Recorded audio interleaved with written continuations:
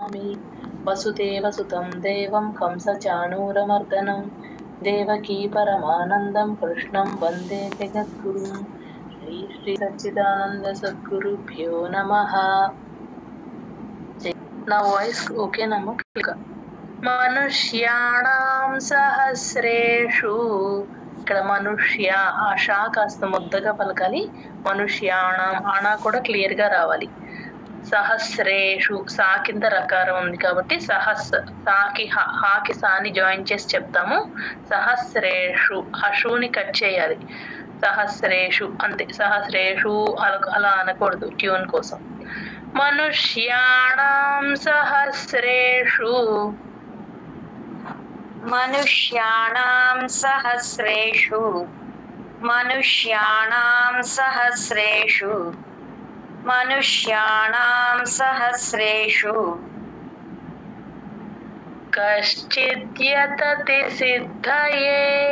కశ్చిత్ షా కింద చావద్దు. కశ్చిద్ పైన పెన్సిల్ తో రాసేసుకోండి. కశ్చిద్ యతతి ఆ షా కింద చావద్దు. ఎప్పుడు వచ్చినా సరే కాకి షాని జాయిన్ చేసి కష్ చాతో ల్యాండ్ అయ్యేటట్టే చూసుకోండి. కశ్చిద్యతతి సిద్ధయే. ఆ ధా కింద దావత్తు మహాప్రాణం ఉంది. సి తర్వాత అది కూడా గమనించుకోండి. కశ్చిద్యతతి సిద్ధయే కశ్చిద్యతతి సిద్ధయే కశ్చిద్యతతి సిద్ధయే యతతామపి సిద్ధానాం. ఇక్కడ సిద్ధానంలో సికి దాని జాయిన్ చేసి చెప్పాలి. దాకిత దావత్తు మహాప్రాణం ఉన్నాయి కాబట్టి సిద్ధానాం. ఓకే, అలా రావాలి.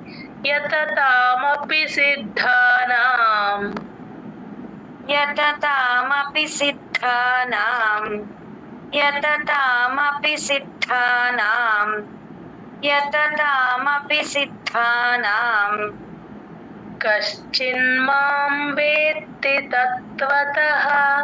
ఇక్కడ చూడండి, కశ్చిన్మాం షా కింద చావద్దు. కశ్చిన్మాం పైన పెన్సిల్ తో రాసేసుకోండి. ఇక్కడ కూడా కశ్చిన్మాం అని చెప్పేస్తారు, అలా అనకూడదు. ఆ షా వినిపించాలి. షాకి పొల్లు పెట్టి కశ్చిన్మాం. కశ్చిన్మాం వేత్తి. అక్కడ వేత్తిలో అత్త ఎలా అంటాము, ఆ తాకిద్ద తావత్తు అలా పడాలి. వేకి తాని జాయిన్ చేసి చెప్పాలి. వేత్తి తత్వతః. ఇక్కడ కూడా అంతే. తా ముందు ఫస్ట్ తాకి 3 తాలు ఉన్నాయి అక్కడ, అబ్జర్వ్ చేయండి. తత్వతః అంతే. ఫస్ట్ తాకి సెకండ్ తాని జాయిన్ చేసి తత్వతః. కశ్చిన్మాం వేత్తి తత్వతః కశ్చిన్మాం వేత్తి తత్వతః కశ్చిన్మాం వేత్తి తత్వతః కశ్చిన్మాం వేత్తి తత్వతః మనుష్యాణం సహస్రేషు కశ్చిద్యతతి సిద్ధయే. మనుష్యాణం సహస్రేషు కశ్చిద్యతతి సిద్ధయే మనుష్యాణం సహస్రేషు కశ్చిద్యతతి సిద్ధయే మనుష్యాణం సహస్రేషు ఇంకొంచెం క్లియర్ గా రావాలమ్మా. ఓకే.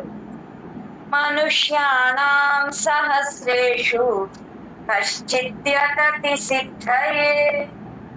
ఓకేనా? యతతామపి సిద్ధానాం కశ్చిన్మాం వేత్తి తత్వతః. యతతామపి సిద్ధానాం కశ్చిన్మాం వేత్తి తత్వతః యతతామపి సిద్ధానాం కశ్చిన్మాం వేత్తి తత్వతః యతతామపి సిద్ధానాం కశ్చిన్మాం వేత్తి తత్వతః మనుష్యాణం సహస్రేషు కశ్చిద్యతతి సిద్ధయే యతతామపి సిద్ధానాం కశ్చిన్మాం వేత్తి తత్వతః. మనుష్యాణాం సహస్రేషు కశ్చిద్యతతి సిద్ధయే యతతామపి చూసుకోండమ్మా, కొంచెం వాయిస్ మధ్య మధ్యలో బ్రేక్ అవుతున్నట్లో వస్తుంది, మధ్య మధ్యలో ఒకసారి సిగ్నల్. Okay ma'am. మనుష్య సహస్రేషు కశ్చిద్యతతి సిద్ధయే యతతామపి సిద్ధానాం కశ్చిన్మాం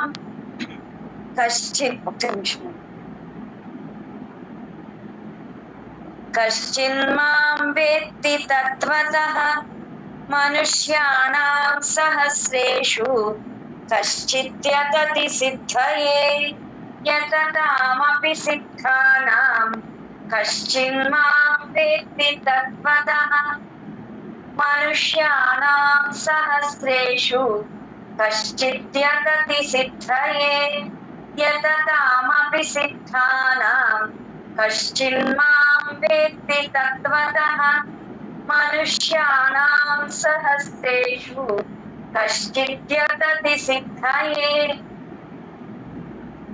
యతతామపి సిద్ధానాం కశ్చిన్మాం వేత్తి తత్వతః మనుష్యాణాం సహస్రేషు కశ్చిద్యతతి సిద్ధయే యతతామపి సిద్ధానాం కశ్చిన్మాం వేత్తి తత్వతః మనుష్యాణాం సహస్రేషు కశ్చిద్యతతి సిద్ధయే యతతామపి సిద్ధానాం కశ్చిన్మాం వేత్తి తత్వతః మనుష్యాణాం సహస్రేషు కశ్చిద్యతతి సిద్ధయే యతతామపి సిద్ధానాం కశ్చిన్మాం వేత్తి తత్వతః.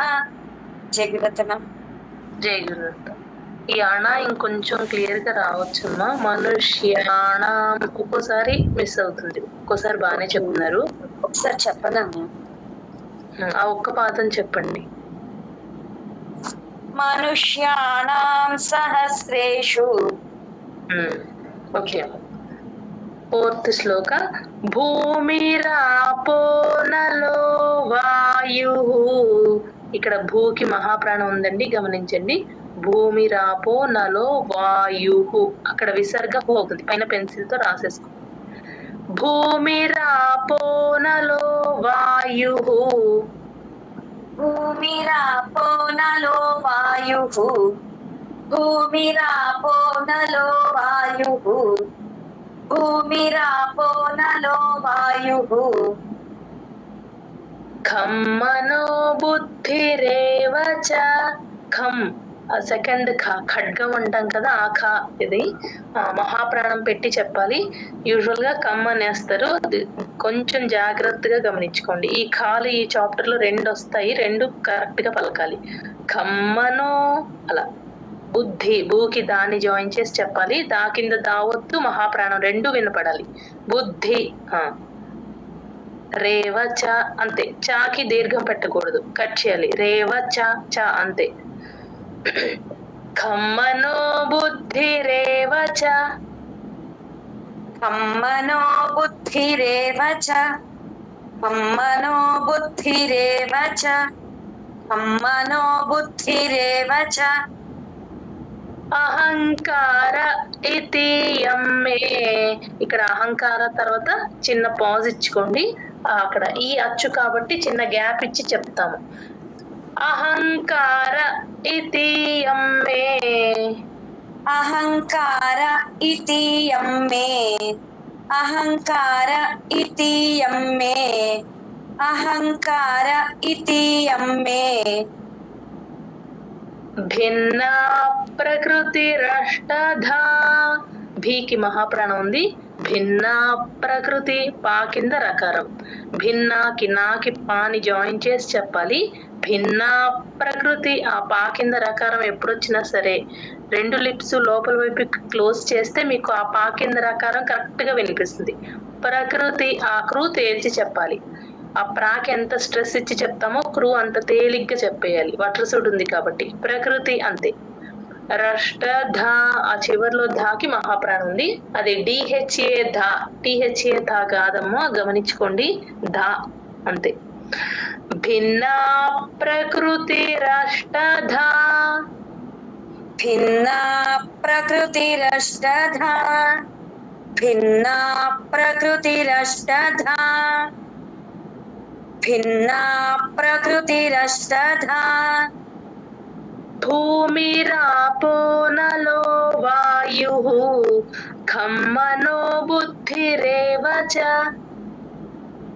భూమిరాపో నలో వాయుః ఖం మనో బుద్ధిరేవ చ. భూమిరాపో నలో వాయుః ఖం మనో బుద్ధిరేవ చ. భూమిరాపో నలో మ్యామ్ మ్యామ్ ఖమ్మనో ఖాకి కొంచెం మహాప్రాణం పెట్టండి. పెట్టాలా మ్యామ్? వినిపించలేదా? Okay ma'am. భూమిరాపో నలో వాయుః ఖం మనో బుద్ధిరేవ చ. భూమిరాపో నలో వాయుః ఖం మనో బుద్ధిరేవ చ. భూమిరాపో నలో వాయుః ఖం మనో బుద్ధిరేవ చ. అది కమ్మని వస్తుంది, అబ్జర్వ్ చేసుకోండి. మళ్ళీ రిపీట్ చేసినప్పుడు ఫస్ట్ బాగా చెప్పారు, తర్వాత 2 సార్లు ప్లెయిన్ గా వచ్చేస్తుంది. అహంకార ఇతీయం మే భిన్నా ప్రకృతిరష్టధా. అహంకార ఇతీయం మే భిన్నా ప్రకృతిరష్టధా. అహంకార ఇతీయం మే భిన్నా ప్రకృతిరష్టధా. అహంకార ఇతీయం మే భిన్నా ప్రకృతిరష్టధా. భూమిరాపో నలో వాయుః ఖం మనో బుద్ధిరేవ చ. అహంకార ఇతీయం మే భిన్నా ప్రకృతిరష్టధా. భూమిరాపో నలో వాయుః ఖం మనో బుద్ధిరేవ చ. అహంకార ఇతీయం మే భిన్నా ప్రకృతిరష్టధా. మ్యామ్ ఇప్పుడు కాకి మహాప్రాణం వచ్చిందా మ్యామ్? ఎక్కువ పెట్టేస్తున్నారు, మధ్యస్థంగా ఖమ్మనో సరిపోతుంది. మరి ఎక్కువ కాకుండా, మరి అలాగని కొంచెం తక్కువ కాకుండా కరెక్ట్ గా మధ్యస్థంగా రావాలి. ఖమ్మనో సరిపోతుంది. భూమిరాపో నలో వాయుః ఖం మనో బుద్ధిరేవ చ. అహంకార ఇతీయం మే భిన్నా ప్రకృతిరష్టధా. భూమిరాపో నలో వాయుః ఖం మనో బుద్ధిరేవ చ. అహంకార ఇతీయం మే భిన్నా ప్రకృతిరష్టధా. భూమిరాపో నలో వాయుః ఖం మనో బుద్ధిరేవ చ. అహంకార ఇతీయం మే భిన్నా ప్రకృతిరష్టధా. భూమిరాపో నలో వాయుః ఖం మనో బుద్ధిరేవ చ. అహంకార ఇతీయం మే భిన్నా ప్రకృతిరష్టధా. భూమిరాపో నలో వాయుః ఖం మనో బుద్ధిరేవ చ. అహంకార ఇతీయం మే భిన్నా ప్రకృతిరష్టధా.